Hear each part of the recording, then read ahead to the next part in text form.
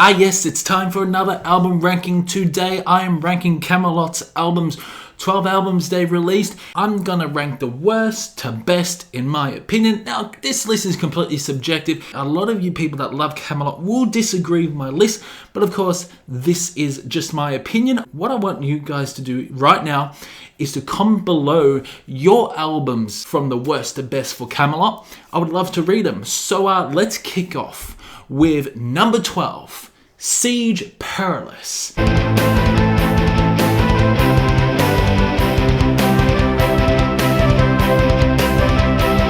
This is a big shock. A lot of people love this album, they adore this album, but I just feel that this album lacks with the overall production. There are some really strong orchestral elements throughout some of these songs. I do love the song Providence.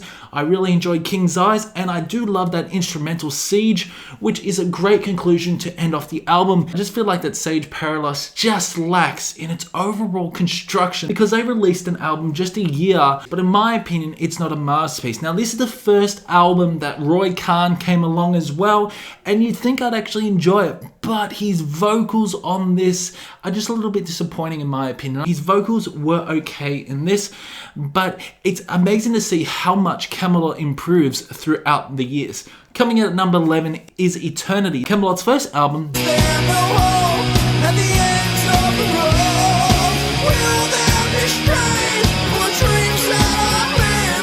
Mark Vanderbilt's album. Really good album it was. Now I love how overall symphonic this album is, incorporating the elements of speed and power metal and some really nice guitar solos. I really adore Call of the Sea, Fire Within, and that really long song, The Glee Man, to end off the album. It's a pretty good album in my opinion. I just feel that this is a lot better than Siege Perilous. A lot better. But Eternity at times has some boring elements. This is definitely one of my least favorite albums, but I would prefer Eternity over Siege Perilous. Dominion.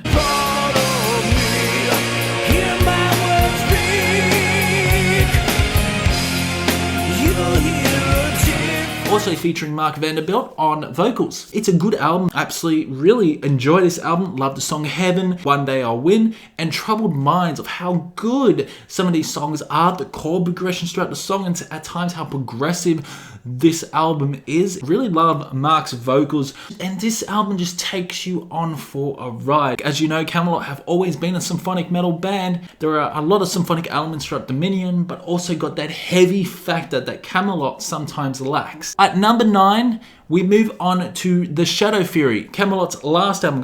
Got the actual fucking shirt on. Under phantom divine, touched by the light, The Shadow Fury is a good album. It is a very good album. I just feel Tommy's other albums are a lot better than The Shadow Fury. Now, Tommy Karavich is on vocals, and he's a fucking beast. He really is. As you know, Tommy's also from Seventh Wonder. So you listen to Kamelot and you listen to Seventh Wonder, you listen to modern Kamelot, it really sounds like Seventh Wonder in my opinion, especially albums like Tiara and even Mercy Falls. Like, it's still got that proggy sort of element, and I really enjoy how Kamelot have transformed into a sort of a symphonic proggy metal band that I really do enjoy. But the song Phantom Divine is a really good song to kick off the album. In Twilight Hours, Vespertine, an amazing song with a really hooky chorus, and Amnesiac. Oh, I love that. I love how he sings Amnesiac. Love that chorus. But yeah, The Shadow Fury is a very good album by Kamelot. Coming at number 8 is Poetry for the Poisoned. All know that I broke her neck, a twisted chain await the sun. This is a very different Kamelot album. Now, I believe a lot of fans weren't very happy with the change of sound, and Kamelot's golden years had finally come to an end. But to be honest, Poetry for the Poison is a very good album, and it's better than The Shadow Theory in my opinion. If Tomorrow Came, it has a very hooky chorus. The Zodiac is one of the best Kamelot songs I have heard, and House on a Hill featuring Simone Simons from Epica. This is definitely one of the most interesting sounding Kamelot albums. At times incorporate elements of gothic and doom metal along with power metal and symphonic metal, but damn, it really works, and it ties this album all together. And I love Poetry for the Poison Part 1, 2 and 3. Fantastic saga. This album really encapsulates how interesting Kamelot can be because they have a huge lineup of special guests on this album. Coming out at number 7 is Silverthorn. Now this is Tommy Karavich's first album for Kamelot, and you know what? This is proggy. This is a prog metal album through and through. It's very progressive. I love how symphonic and power metal this album is as well, with some really nice soaring guitar solos, different time signatures, nice chord progression, and I love the song Sacrimony. Really enjoy My Confession. His overall soaring vocals and Falling Like the Fahrenheit's got one of the best choruses of the album. But Silverthorn is such a very fun and energetic album that you just can't help bang your head to.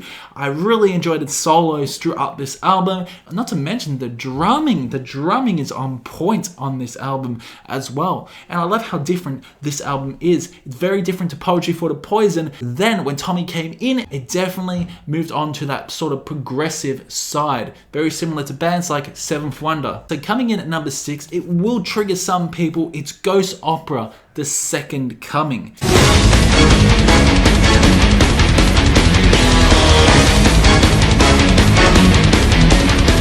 Very good album by Kamelot. I really adore this album. I love the overall symphonic choirs throughout this album, making this album quite epic. And Rule the World is a fantastic song, along with Ghost Opera, the title track. Love You to Death is one of the songs that conveys so much emotion towards the listener.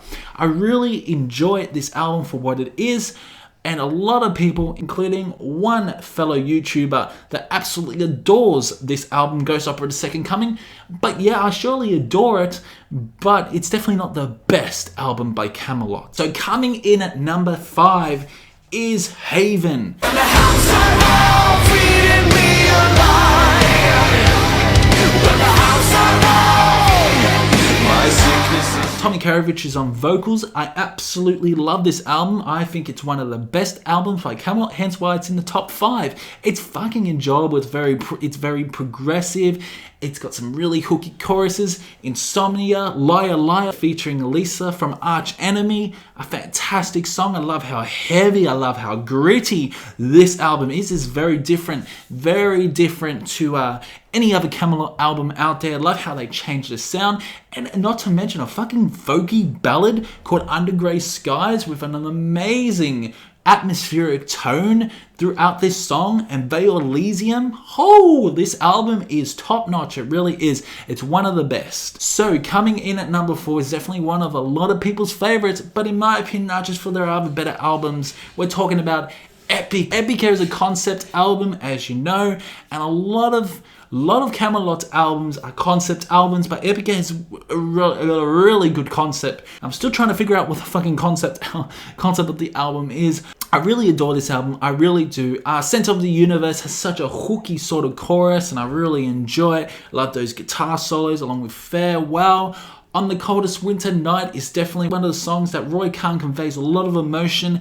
And Wonder is a beautiful ballad, and not to mention that guitar solo throughout that song is just fantastic. But yeah, this is Kamelot's golden years, and I think this album is definitely one of the best. So coming in at number 3, I believe, is another concept album, The Black Halo.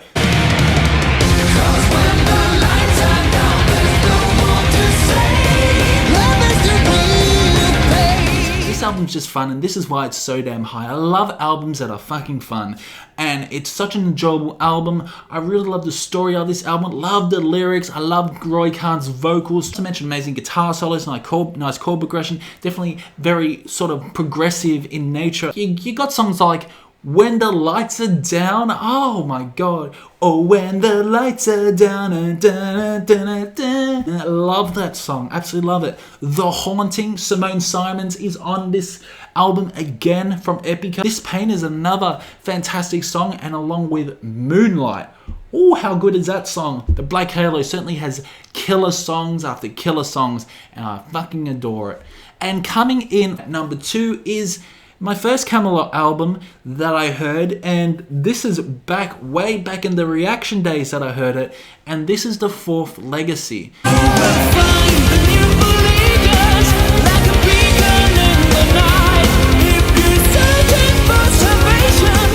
Sage Perilous was a downer for me, but I honestly cannot believe how much Kamelot improved in the span of 2 years. The Fourth Legacy, you know what? The Fourth Legacy was going to be number one.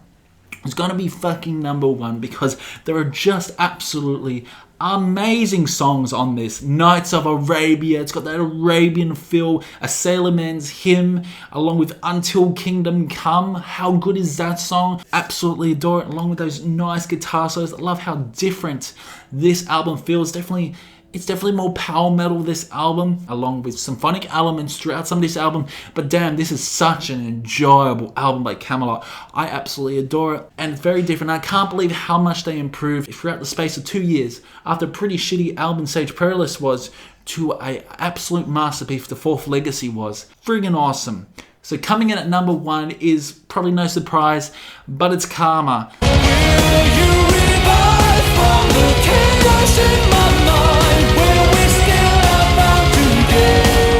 This album is definitely the best Kamelot album in my opinion. You get amazing songs like Forever.